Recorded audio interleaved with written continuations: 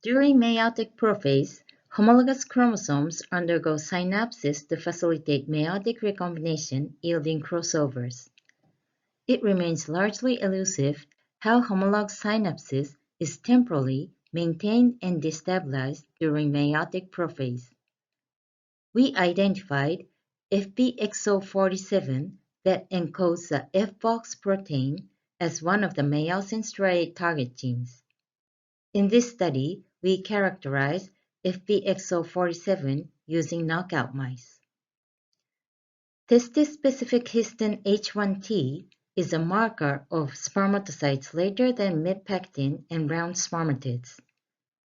Fbxo47 knockout spermatocytes fail to reach mid-pachytene, whereas spermatocytes in age-matched control pass beyond mid-pachytene as indicated by the presence of H1T staining.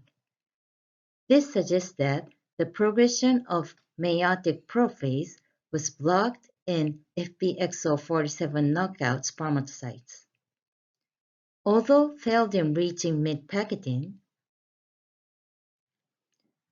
Fbxo47 knockout spermatocytes underwent homologous chromosome synapsis and seemingly reached pachytene stage as in age-matched control.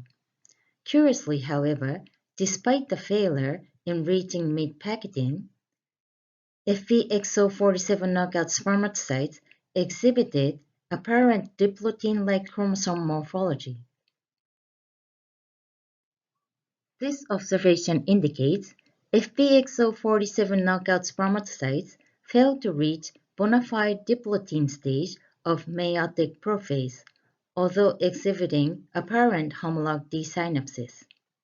So we reason, even though homolog synapsis once occurred, it was destabilized during pachytene in Fbxo47 knockout spermatocytes.